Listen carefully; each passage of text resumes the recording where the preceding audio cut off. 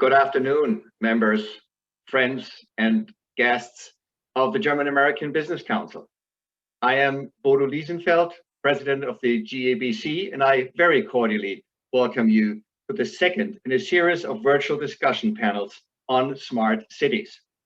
We hope to awaken your curiosity and whet your appetite for the German American Economic Forum, which we plan for late spring next year, provided circumstances allow a larger in-person or hybrid conference by then. Both virtual panels and forums revolve around the topic of smart cities. Together with German and American experts, academia, cities administrators, and business representatives, we want to explore how we can collaborate to make cities smarter, more livable, and resident-friendly, as well as more resilient against the impact of climate change or health pandemics today and tomorrow. Learning from each other by looking at existing reference cases in other parts of the world is a proven pathway to finding solutions. Exchanging knowledge with others is the most rewarding way to excellence because we gain new insights from others, which adds to our existing knowledge. It is simply a win-win approach. For today's comparative view of different smart city models in the US, Germany, and Asia, we have invited several brilliant experts who will share their perspectives with us. As moderator, Matt Noblet will engage in a conversation with Professor Gesa Ziemer and Michael Lake. Matt holds a Master of Architecture from MIT and is partner in charge of Benisch Architekten, who have just completed the new Harvard Science Center in Allston. In addition, he teaches at several universities in the US and Mexico. Gesa is professor for cultural theory at the HafenCity University, Hamburg. She heads the City Science Lab, a cooperation with the MIT Media Lab researching the future of cities. In addition, she is a fellow of the Humboldt Foundation at the Harvard Kennedy School. Mike is the founding president and CEO of the international nonprofit organization Leading Cities. He develops relationships with municipal governments, the private sector, and universities to create solutions for cities around the world. Siemens Smart Infrastructure is among the global leaders in providing technical solutions to cities. There is Siemens inside most successful smart city projects. We are proud and grateful to have Siemens as our lead event sponsor, and I thank them very, very much. I also express my gratitude to the free and Hanseatic city of Hamburg and its generous support. Early on, Hamburg has demonstrated its pioneering spirit by becoming a test bed and living lab for promising urban planning theories that needed validation in a real urban environment. The city has become a showcase for contemporary urban development and today is a magnet for young and emerging enterprises.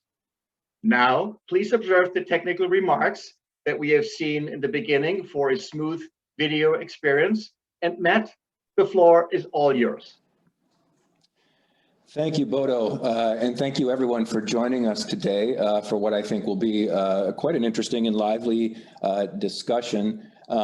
Just briefly, a little bit about myself. As Bodo mentioned, I am an architect. I work with Benisch Architekten.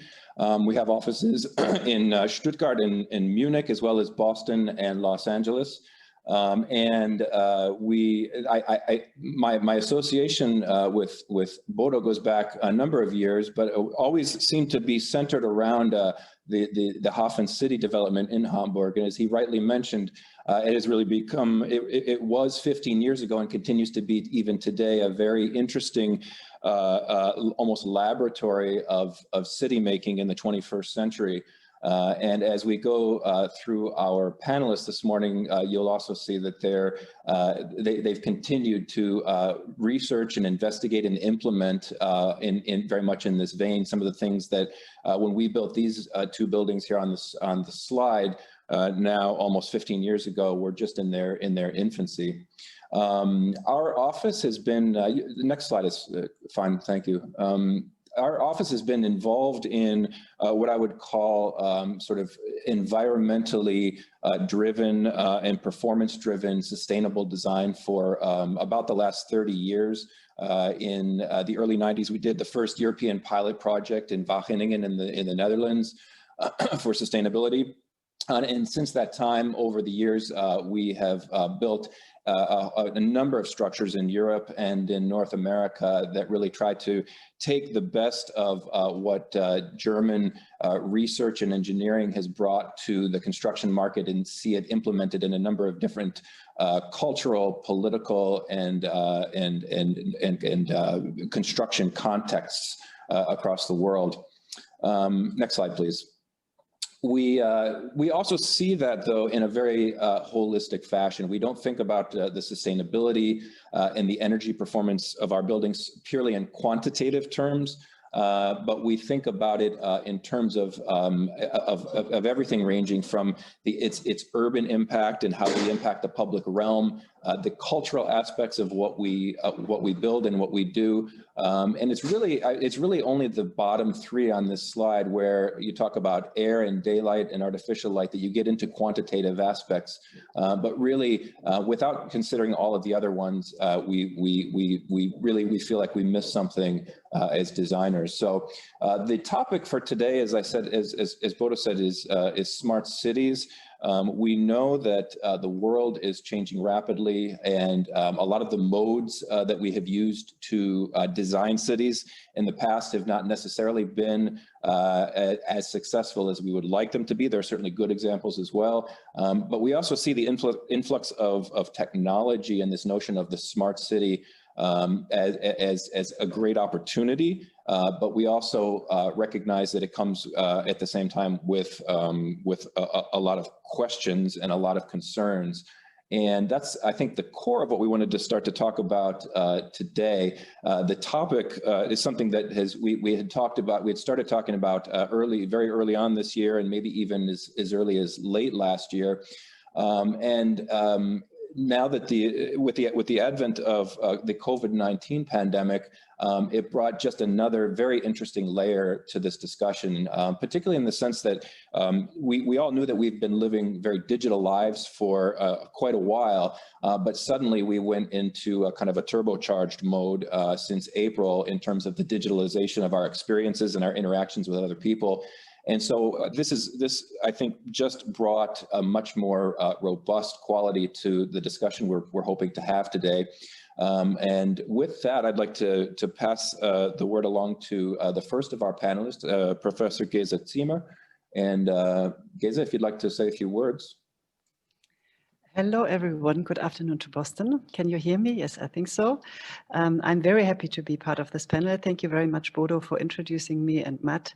As Bodo already said, I'm a professor at HafenCity University in Hamburg, and I'm heading the City Science Lab, which is a cooperation with MIT Media Lab. So my second hometown, meanwhile, is Boston. And actually, normally I would be there now because I have this grant at Harvard Kennedy School, but I'm not allowed to travel. So I'm suffering a lot from being here now and not in Boston, but I'm happy to be here virtually, at least with all of you. Yeah, I want to show you some slides. I give a very short input about the issue of city research and smart cities. Here you can see some slides about the HafenCity in Hamburg, where I'm actually now at the moment with my university and with my office. You see that Hamburg went through a big harbor transformation process since the 90s. And we speak about an area of something like 150 hectares, which is, if my calculation is right, 370 acres. It's an extension of the city area by 40%, which is really a lot. It's one of the biggest inner city area development projects in Europe. We call it also the new downtown at the water. Downtown in Hamburg doesn't mean that we have skyscrapers. So we like 4 levels, that's it. And it's important to say that the whole land, it's really harbor land, was owned by the state. So it was possible to set up an integrated strategy of city planning. It was a master plan approach at the beginning. So we have a lot of public space here. It's approximately 40%, which consists of parks or water boulevards, bike lanes, memorial. There's a memorial and things like that. It's a mixed approach of housing, commercial business and working. And the whole area is now extended to the east. So there's, again, more space to develop. So it's quite a big project here in Hamburg. Maybe we can go to the second slide. I show this one because very special, of course, is in Europe. We speak about the differences between cities in Asia and Europe and the United States, is that we have a lot of old building substance. Here you can see Speicherstadt, which is the old warehouses. They are under monumental protection. They are very, very nice. People like them a lot in Hamburg, but they are, of course, difficult to rebuild. We have organically grown cities, and we have to deal with these old substances and old infrastructures. On the right side, just you see Elbphilharmonie, that everyone know, the concert hall, Herzog de Meuron, which is a kind of signature architecture. Then the next slide, please. Yeah, this is our university, which is in the middle of HafenCity. It's an interesting story because when they started to set up this district, they also wanted to have a university within the district. And as Bodo already said, HafenCity is a lab. It's a laboratory itself. So if we step out of the door of our university, we are in a big harbor transformation and city development area. We we have architecture, civil engineering, urban planning, and so on and so on. The next slide. Within the HafenCity University, there is the City Science Lab, and what we actually do, or my research focus, is digitalization of cities. So we don't call it so much smart cities in Hamburg, we call it more digital cities. And we do organize a lot of citizen engagement processes here. So data in Hamburg means that we try to organize them for people. We have kind of open data policies. We try to engage people with data to speak about the city. Here you can see the city scopes. It's a technology that comes from MIT. So we talk a lot about scenario planning. You can simulate and modulate future city scenarios on these tables. So how do the city look like? Did the city look like if we took out all private cars from the city centers, for example? So this what happened if questions, this is something that we do a lot here with city planners, with the authorities, but also with the people of Hamburg. And this project was one project where we talked about refugee accommodations in the winter 2015 and 16, when so many refugees came to Hamburg. We talked about how to locate them. And that was quite an interesting process, very political, of course. Emotions were high, and we tried to figure out with the citizens of Hamburg how to do it in a good way without polarizing and the politics, and setting up a dialogue. Okay, the next slide. And now our new project here is now the United Nations discovered our lab, and they asked me to set up a new technology and innovation accelerator for cities. It calls UNITAC. It's a new initiative by the United Nations, and it's a kind of technology lab that it's financed by the Ministry of Foreign Affairs here in Germany, and we are scaling up all our tools now, mainly to Africa, because also there is a lot about community engagement, about mapping. You know that there is a lot of informal settlement in the world, and we are trying to help with our tools to get people in dialogue and also to collect data in a good way. So my last input for this, if I would like to focus on 4 key points, maybe, if we speak about smart cities here, my first key point is that I'd like to speak about a citizen-orientated digital city. In Hamburg, it's not only so important to speak about technology, it's very important to speak about the citizens. So we don't want technology without meaningful use cases. You can only find them when you collaborate with citizens. The second one is data makes it possible to set up dialogue platforms for collaboration and interdisciplinarity. I think collaboration is the most important skill that we need if we want to plan cities and build cities in a good way. The third one is open data policies. So we are setting up infrastructures that make data accessible to people. all the urban data hubs, they are set up now in different cities, and how are they made? There are differences, of course, between continents and mentalities. And the fourth one is what we call here data sovereignty or data awareness or data literacy. So where do the data come from? Who owns the data? Who uses the data? And that's important for cities on one level as an organization and organism, but that's also important, of course, for citizens themselves.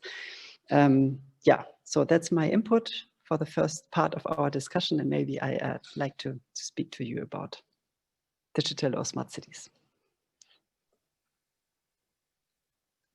Great. And Mike Lake from Leading Cities, do you want to give us a little bit of an intro to your work?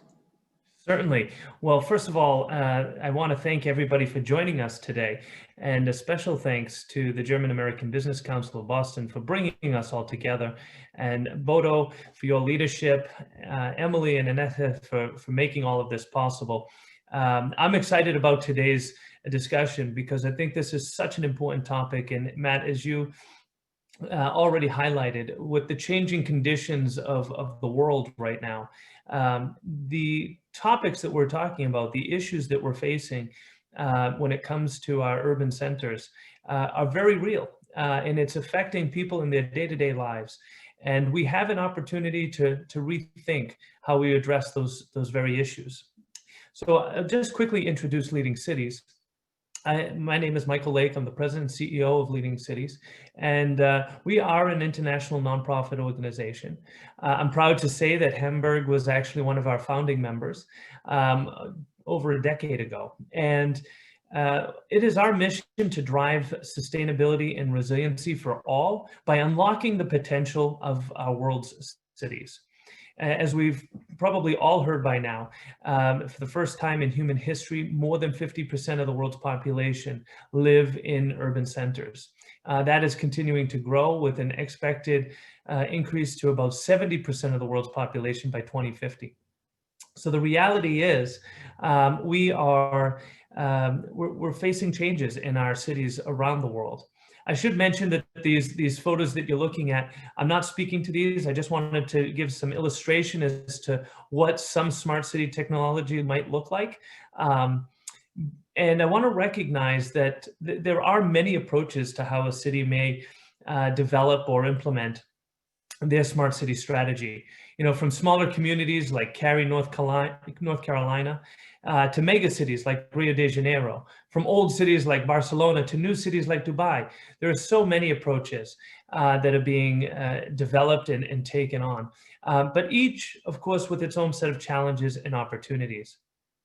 So I often say in these talks that, you know, the term smart city is a fairly recent term. The reality is the concept that underlies it is as old as cities themselves. When you think about Romans building aqueducts to bring water into cities, when you think about sewer systems or streetlights, these were all smart city solutions of their time. The reality is today, our new chapter, this current chapter that we're in, is so heavily driven by technological advancements, greatest technology advancements in human history. So a lot of the solutions that we'll talk about focus on new technologies. The challenge that cities have is understanding, being aware of what new technologies are emerging, and they are emerging on a daily basis. So how does a city plan for its smart city future when they first have to start by understanding and being aware and sourcing solutions from around the world, vetting those solutions to have confidence in those new approaches to resolving even old issues, let alone new challenges. Leading Cities works really hard, and you can see in my backdrop here we have two programs. One called Accelerator, which is a global smart city accelerator and competition. We source hundreds of smart city solutions each year, expert vet them, put them through a curriculum for several months. And ultimately, we not only support them and mentor them, but then award them with pilot projects and cash prizes. This is one way that we're able to build the confidence of city leaders in these new emerging solutions, to know that number one, they've been globally sourced, but number two, that they've been expert vetted. So we know that if we're going to realize the city of tomorrow, we have to start working on it today. If we're going to realize a city that's more equitable, more sustainable, more resilient, we need to rethink how we address the issues that we face. And if we're going to embrace the technology, the new emerging solutions that are appearing on the scene every single day, then we have to have a more efficient, more confident way of implementing and selecting those solutions. So I'm excited for this discussion. Matt, I want to thank you for leading us through this. Giza, it's such a pleasure to be with you on this panel. And again, thank you to everyone for allowing me to join you today. Thanks, Mike. That's a great, thanks to both of you, in fact. I think that's a great lead-in to our discussion. And I'd like to start here to sort of foster the discussion with just some thoughts that I've had as we think about this. Particularly, I think I would start here with Giza and ask about what your feeling is that the role of public participation is in a process that is now, if we couldn't say driven, certainly heavily influenced by digital technologies and by modeling. What is the role of the public in and in terms of outreach, and how critical is that to gaining acceptance of the results and fostering a sense of ownership amongst the community, society? Yeah, thank you, Matt, for this question. I think that citizen engagement or citizen participation, or like we call it also sometimes like co-production or co-designing the city, is getting more and more important. In Europe for sure, but also in other countries. And city planning, from top-down city planning, is getting more and more difficult, especially, of course, in democratic countries. And if you have a democratic government, then you have to have dialogue platforms and good governmental processes to include the citizen engagement. So citizens want to have a stake, they want to have a say. And especially here in Hamburg, if I can bring this in again, I mean, Hamburg is really a citizen city. We have never had a royalty. So there was no king and queen, never, who ruled the city. And this is really, you feel this very, very strongly in the mentality of the people. People they want to take care of the city. They want to contribute and they want to say something. And sometimes this is very, very, very annoying because as a politician, you cannot do city planning. You cannot set up a master plan and people say, wow, they really want to discuss everything. And for this, data is very helpful now. I think we have, I mean, as cities always, I mean, also we as researchers or you as architects, we have always had data. That's not new, but we have much more data now. So the city has become a big data producer and we have so many data, and data helps us to bring back or to come, let's say, to a very objective and also a little more rational way of talking about the city. So going back a little, or stepping back from the emotional discussions, or do we want to have refugees or not? It's more about bringing them to data and say, look, this is how the city looks like. This is the land we are using. This is the financial framework, and so on and so on. And I think data gives us an opportunity really to set up good citizen engagement processes with new tools. Mike, what are your thoughts about that? So actually, I think, well, first of all, I agree. And just talking about the data piece for just a moment, this is a stat that I heard and I think helps put things into perspective. But in 2017 and in 2018 combined, if you took all of the new data produced in just those 2 years, it would equal every piece of data we had for the first 5,000 years of humanity.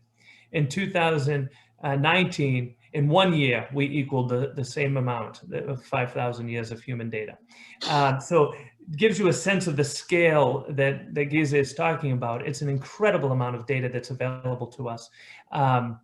But in terms of citizen participation, I want to just share for the for everybody who's here in Boston or in the Boston region, this is actually something that leading cities introduced to the city of Boston and Cambridge, both of whom now have their own versions of participatory budgeting. And the idea is that that any participant has a way of shaping at least part of the city's budget and how the city is investing in new projects. Here in Boston, it's focused on the youth of the city. So $1 million is set aside each year for young people in the city to decide how that will be spent. In the city of Cambridge, it's more of a traditional model where any city citizen can engage with the city and determine how a particular line item, the citizen budget, is spent. There's a lot of opportunities for citizens to have a say, to shape how our cities are being developed. And it happens both at the beginning, as Giza was talking about, this co-creation kind of models, but it also happens even earlier than that by just standing up, raising our hands and saying there's a problem here that needs to be addressed. And of course, our ongoing support in utilization of these new solutions and new approaches is critical. So I guess my answer to this is simply to say that we can't think about developing and maintaining our cities as something that only our elected leaders do or only our city officials do or city staff do. We all have a role to play in the quality of life that is generated in our community. Thanks, Mike. I'd like to go back just to this question of data for a moment, and my question is kind of two parts. One is what role does concerns around data privacy and the collection of data play a role? And I think in particular about, for example, the Sidewalk Labs project in Toronto that ultimately fell apart last year, probably for many reasons, but not the least of which was very significant concerns amongst the citizens of Toronto about the collection of this data at such a large scale.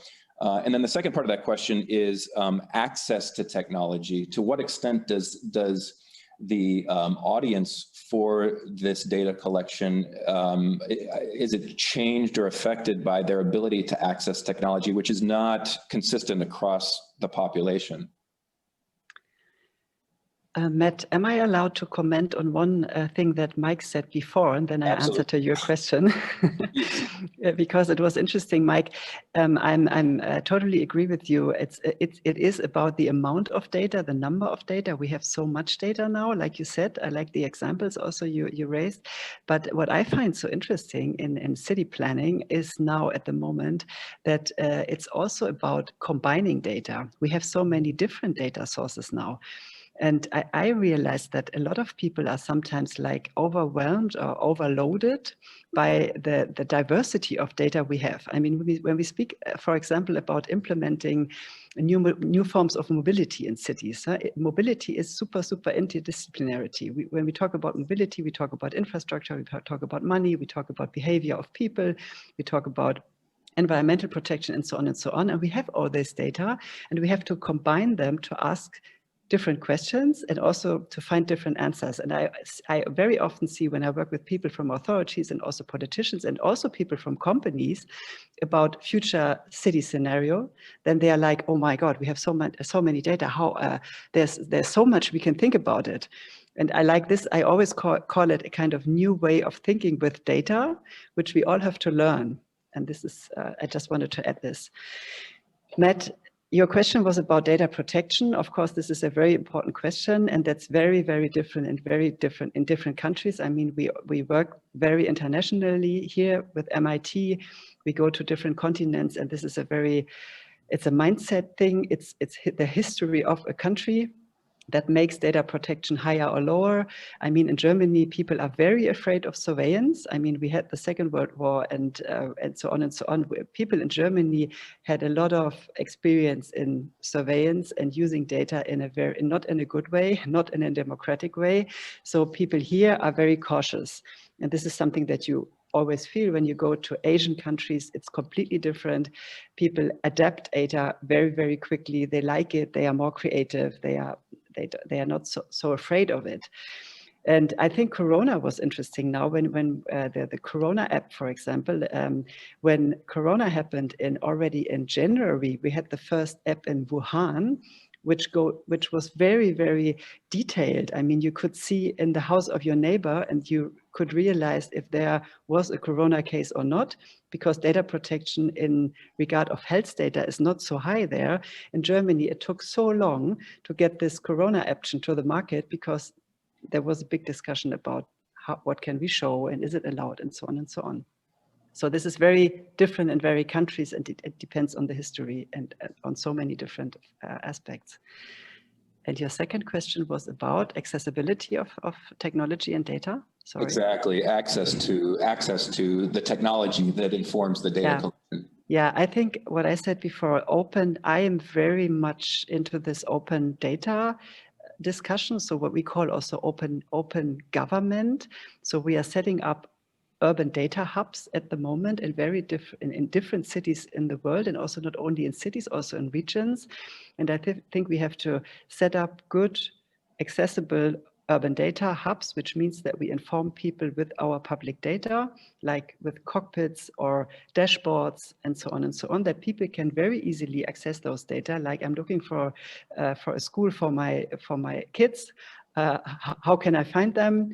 So this is a classical, let's say, application for an urban data hub, and this is very important. And I think they must, that's important, and it must follow a kind of open data rule, or we have a transparency law here in Hamburg, for example, which is super great and makes so much possible. It makes possible that people can connect on this hub. So I agree with everything that Giza just said, and I'll take it in a slightly different way, talking about data protection. There's another element to this that's worth, I think, mentioning, especially in this era of COVID, which is just the cybersecurity piece of it. And it's not just how someone might purposefully be using or manipulating or whatever data, but it's also about who can get that data, even if the collector of the data doesn't want them to, so to speak. And the reality is when we first started dealing with this COVID pandemic and moved to a remote work situation, I mean, just here in Boston, for instance, city employees were not going into their offices, but we had not yet shut down all of our restaurants, cafes, and the like. So it's very conceivable that city employees on a private laptop on a public Wi-Fi network were accessing city data and systems, which is a tremendous amount of vulnerabilities that can appear. I serve on a committee for the World Economic Forum and the G20. We're putting together a smart city policy framework, and we've looked, in fact, in 1 week's time, we will be announcing the first of that framework. But part of it is focusing on cybersecurity, recognizing that this is a huge issue that cities have to deal with moving forward. In terms of the accessibility piece of this, I mean, most people don't realize right here in Massachusetts, we still have a number of communities that are using dial-up internet access. I mean, it's really quite shocking. And now, again, with this era of COVID-19 and learning homeschooling in the sense that, or remote schooling, I guess it is, we're actually shaping the opportunities that our young people have, not just to learn, but what that means in their careers and their futures, by not making sure that every young person, every family in the Commonwealth of Massachusetts has access to broadband internet. That's just one example, but the accessibility piece is something that is certainly at the forefront of our minds at Leading Cities. And we do recognize that this is a transition phase, that like everything, there's when we see a shift as we're seeing today, whether it was going from horses to automotive vehicles, or now going from analog to digital. we're definitely in a transition period. And so we have to be mindful of maintaining proper accessibility. And that means duplicative systems for the short term. And there's nothing wrong with that, but we have to be mindful of how we smoothly transition from one to the next. Thanks, Mike. Leading cities, one of their, I guess you could call it, say, calling cards, one of the things that you promote through your firm is this idea of the mitigation of risk for risk and cost for local and city governments. And I wonder if you could speak a little bit about that in the context of implementing these, what on the sort of, let's call it the design and planning side can be envisioned. Where do you see the challenges, and where do you see the advantages to the smart city approaches in the implementation? It's a great question, Matt. Thank you. It's a challenge for cities, to be honest with you. There's a couple reasons for this. The first is that we do have, in some places, every city is different, of course, but we do have cities that are actually prohibited from using innovative solutions because, and these rules were written with good intentions, so that a new city employee or elected official couldn't have their brother-in-law start a new business and send all the city's business to that company. That's why these things were set up. But the reality is now, when new startups are developing new solutions on a daily basis, and they are the true innovators, our cities, our large corporations don't have the agility that startups have. So they're the ones that are developing these solutions that we're talking about. And yet, if a city is precluded from buying such a solution because it hasn't been used elsewhere yet, it hasn't, not that it hasn't been proven, but there's not a track record of clients, then that can be an obstacle that cities have to get over. And it just delays. There's another challenge, frankly, and this is human nature, I think. And this comes back to the mitigating risk question you're asking about. There's real risk and then there's perceived risk. And one of the major perceived risks, and I don't mean to oversimplify this, but we're all human. The major perceived risk that we encounter from city to city is when you have a city employee that is charged with, let's just say, paving the roads in a city. They have basically an option. They can do it the same way they've been doing it for the last 50 years, or they could look to a new way of doing things. And if the thought process that we often hear about is that to do something new is to go out on a limb. Now, oftentimes in the private sector, taking such a risk can be rewarded. In the public sector, there's a different measure. There's a different barometer here. And frankly, the way they look at it, whether it's true or not, is that if they try something new and it doesn't work, there isn't so much forgiveness, heads roll, and it's their head that rolls. And so it's really enticing to keep doing things the way they've always been done, rather than to mitigate that risk, or rather to take on that risk, I should say, that is not only a risk for the city, but for their own employment.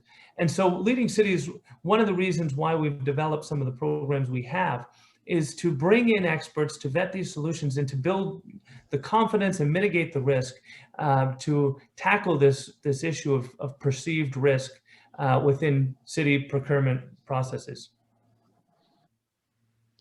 Thanks, Mike. We're going to go to public questions very shortly, but I did want to, before we did that, hear from Geza on also this topic of implementation, and perhaps from your perspective, Geza, how you've seen the successes and the challenges to implementation of what you're working out in your laboratory. And just before you answer, I'll encourage everyone to please type your questions in the chat so that we can make sure that we get them in front of our panelists shortly. Thanks, Geza. Yeah, thank you, Matt. I think the question of implementing technology is very much about how people accept it. So it's never about technology. It's all about how people use it and if they understand, if it makes sense to them. I mean, we have to create meaningful use cases for people, and then it's very easy to implement things. And I think I would like to focus on one last point, maybe. I think we live in a society that is very much driven by technology, and we have to face a lot of challenges in the cities that are very, very complex. And I think data and also the tools that we are setting up, and not only we, also companies and other people, they make it possible to bring together very heterogeneous actors. And that's something that I would like to focus on. It's not only that companies have to work together, that scientists have to work together, that politicians have to work together. I think we have to work with NGOs, we have to work with schools. So we call it test beds. I mean, also companies use this word a lot. They like to test technology in cities, but this means, from my point of view, that we have to bring very, very different people together and set up dialogues. And that sounds so easy, but we all know that it is quite difficult sometimes. But data really makes it possible because we have so much information. And if they are then transparent, of course, people base on the same database. And that is something that helps implementing technology. So it's very much a mindset and a mindset thing. It's a cultural thing. Wonderful, thank you. So I think at this point we'll open up the floor to questions, if we already have one here teed up, which I'll pose to both of our panelists in turn. And as I said, please feel free to, no matter how crazy the question seems, I've got a whole list of crazier ones here, so don't be shy. But the first question came from Sas Perez, who it was asking, and I think this is an interesting question because it relates back a little bit to what I was inquiring about earlier about accessibility to technology. And Mike, you touched on this a bit, but the question is, how does environmental justice figure into the metrics used to determine if a smart city initiative is successful? The question goes on, we are in the solar energy and mobility business, and many times we see neighborhoods overlooked for our types of projects. Maybe I'll start, kind of bounce back to you, Mike, and get your sense about that, and then Geza following. Sure. I think the real answer, or the short answer to this, I should say, is that it depends on the location you're talking about. And I think one of the things that shapes how much environmental justice factors into the decision-making process is not just by the elected leaders in a particular neighborhood or community or city, but also the level of citizen engagement. So this is a perfect example, coming back to citizen participation, as to where everyday citizens can help bring, in this case, environmental justice issues more centered into the decision-making process. Right here in Boston, we have, for instance, a nonprofit organization in East Boston that has recognized that East Boston has the lowest tree canopy coverage in the entire city. And so they're working, this is not a technology solution, but they're working with the city to implement the planting of trees. That's not, as I said, it's not a technology solution, but that was a group of citizens who came together, recognized a problem, made their case, and made the question for environmental justice more front and center for their city councilor, for the mayor, and local legislators. So I think the answer is, unfortunately, it's not a universal metric, but it can be if citizens universally want it to be, and make the effort to make it more front and center. Can I say something and comment on this, Mike? Yes, Matt, yes. I want to, I like what you said, Mike, and while you were speaking, something popped up into my mind when Corona happened in, let's say, in March, April. we came together with all of our MIT colleagues. We are an international network of researchers. So we set up a big Zoom call with like 100 researchers. And they came from all over the world, from Asia, from Africa, from South America, from Europe, and so on and so on. And we talked about resilient cities. And when we speak about environmental justice, it's also about resilience of a city. And then we were like, how can we talk now about resilient cities? So what is the main thing we are talking about? And then we all researchers from all over the world, we came back to the neighborhood scale. We were like, if the neighborhood works, if there is social interactivity, if there is local financial structures, if there is local economy working, then there is justice and then there is resilience.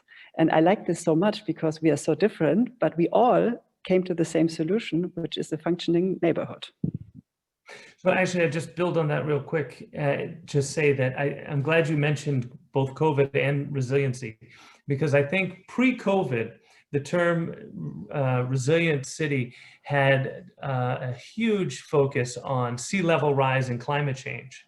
And now post-COVID, I think the terms resiliency will be broadened far more than just these kind of environmental factors. I think it is looking at economic resiliency, at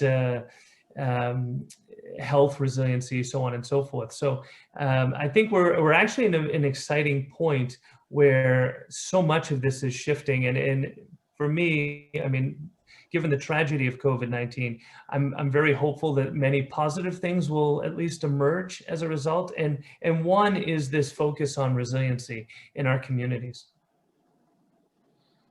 Great points, both. Thank you. The next question comes from Johanna Abbas, and it is, how much privacy do we still have as individuals living in smart cities? And do you think data collection can be stopped or limited at some point? And who decides that? Geza, yeah, can I answer this? Because I like the question. I already read it in the chat. Thank you, Johanna, to ask this. It's an important question, and I give you an example because I think a lot about this. We speak about smart housing, for example, now. That means that we install a lot of sensors in apartments. So it means that a sensor knows how you live, how you move when you are at home, how you use your heater, how many friends you have at home. And this can be really, really scary. And we have those technology, of course, to collect all those data. This is only one example. When we speak about cities, we could also speak about installing, I mean, the sensors, they are enrolled in cities in a large amount at the moment. And we connect real-time data now. This is the challenge. Huh? We have always used like static data, but now we are starting to collect all this real-time data. So everything can be observed, your driving attitude, everything. My answer to your question is always, I don't know if we can stop this. I'm not Cassandra, but what we can do, or this is at least my approach to it, I can try to make it as transparent as possible. I can, if I speak to people, I can say, look, this is the data comes from. This is the technology we are using. We do have this data, and there's data that we don't have. This is the thing I can do. But of course, I think this is a political question. If we have governances in the world who set up laws and set up data privacy like rules or policies, then of course we at least can regulate this in a good way. And this is still my hope. It's a political question. It's a question of democracy. And I would just say I'm not so sure it's the smart city that is driving so much of this. As Geza just said, with our smart home devices, our mobile phones are collecting as much, if not more, data than a smart city is at this point in most cities. So I think I will definitely agree that this is a political question, and I won't pretend to have the answer to this one, but I do wonder if part of the solution is to define who owns this data. Because if we, as the consumers, the users, the citizens, own our own data, then it's very difficult for that data to be used without our knowledge. And so the point Gies is making about transparency becomes very relevant, very real. That's just my take on it. I'm not sure that's the best solution, but it's kind of where my head is at this point. Great. Just curious how each of you sees the smart city movement, if we can call it that, extending into, I mean, we've talked a lot about our experiences in the developed world, the so-called developed world, but as we look to really emerging cities and nations and developments, what do you see as the opportunities there? What do you see as the challenges there when we look at sort of the developing world? Maybe Mike, you can start with that one. Sure. I actually think that coming back to what Gies was talking about in terms of test beds, I think the developing world in the cities within it is a huge test bed. I think the opportunities include a tremendous opportunity to leapfrog. I mean, many of these cities, Africa is often cited as an example. It's of course not limited to Africa, but I mean, they don't have the same legacy systems that we have, for instance, in Europe or in the US.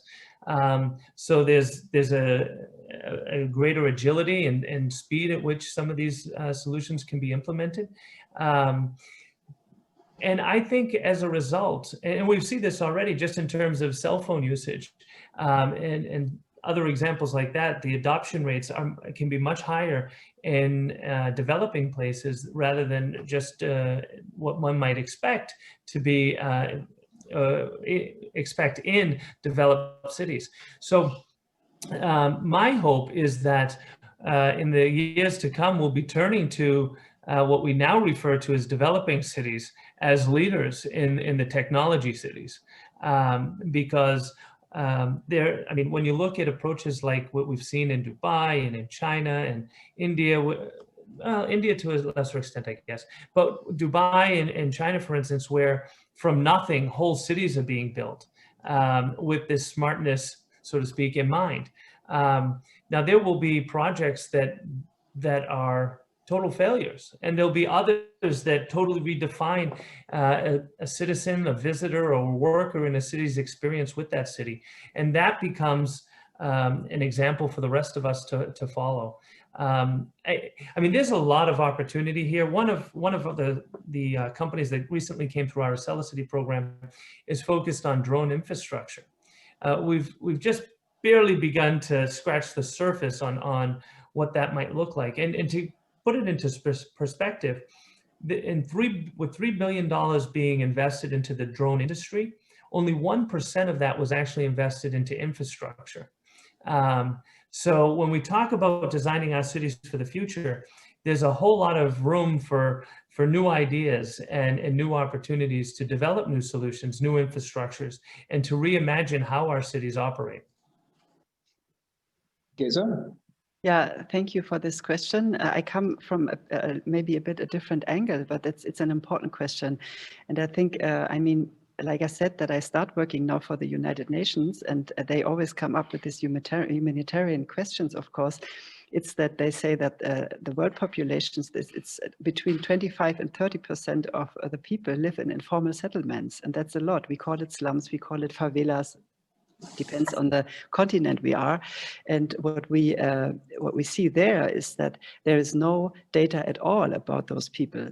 Those informal settlements, sometimes they are torn down without even knowing how many people there are. So it's very important for us to collect data, and we also call it kind of counter mapping. So we have to map, or we still have to collect a lot of data that we don't have at the moment. And this is again a very political question. If there is an ethnic group living in a rainforest and we don't even know that there is this group living, then of course you can cut down this rainforest. And also so it's a lot about also like protecting minorities and so on and so on. So if you come to this scale, Matt, then it is a little different. We don't speak so much about high-tech technology. It's more about a very basic way of how do we collect those data, and how then can we make them again accessible for those people to use it for very, very political aims. Terrific, thank you. I'm going to read the last question that we've got here, and I know we're up against with the 1 o'clock time hour, so I think we'll have to be somewhat brief. Unfortunately, the question does not support brevity, but I'll ask it anyway. This one comes from Marcelo. He asks, in underdeveloped and developing countries, most of the city's data is concentrated in private companies, while the data in government hands is scattered and confusing. In this situation, how can we collect citizens' data in an ethical way to integrate it into urban projects, cooperation of the city and companies? Yeah. Okay, so. Sorry, I would like to give two answers to this. It's totally right what you say, Marcello. On one hand, I think we have to find ways of cooperating. So governments have to cooperate with companies, and we could have a seminar now about this, because this is one of my favorite topics. I do this in Hamburg, and sometimes it's easy, sometimes it's not. I'm setting up a big project at the moment with Google, for example, because they have a lot of spatial data. It's the biggest spatial data collector in the world. And then it's, of course, about how do we do the contracts? Where is the data going to? Who owns the data of those projects? And so on and so on. But it's possible. And this is also for underdeveloped countries very, very important that that we have to negotiate good contracts of good, then we can cooperate in a good way together.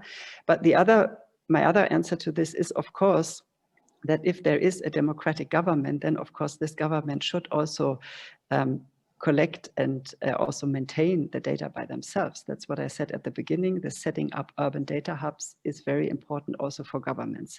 But if you want to do this, then of course you have to have a stable government. And that's the problem in a lot of underdeveloped countries, that you don't have the stable government.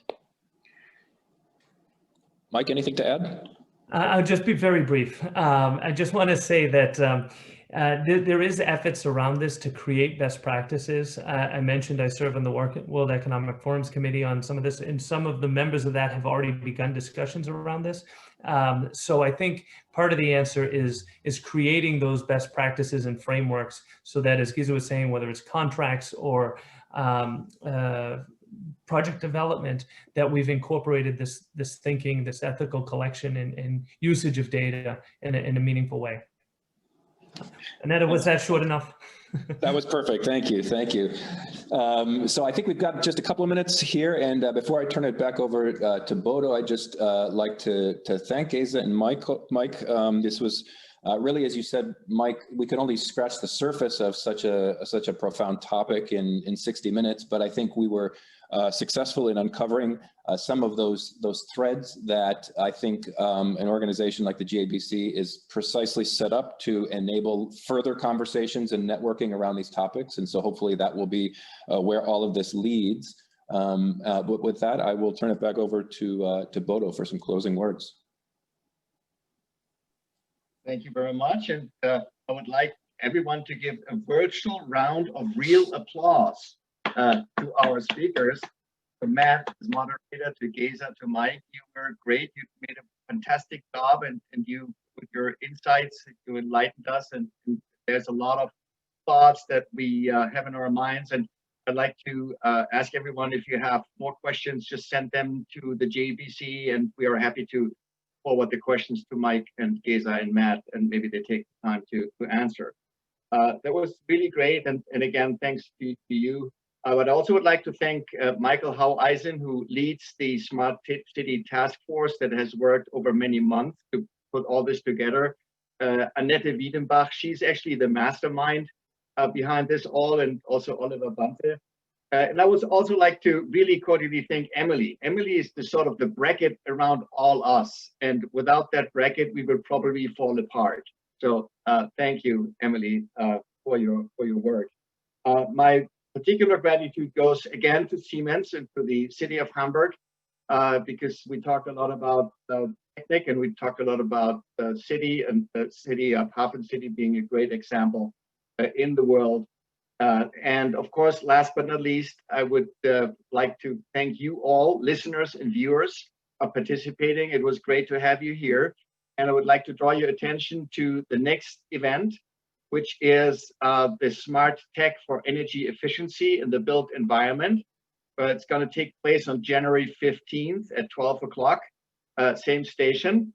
And it's about the usage of energy, not energy generation. And as you all know, the best energy is the one we don't use. So that's a very interesting thing to talk to. Having said this, I'd like to conclude this event by saying, if you liked it, please spread it around and tell it to everyone so that everyone comes and joins in on January 15th. In the very unlikely case that you did not like it, please keep it for yourself. Having said this, thank you very much and bye-bye.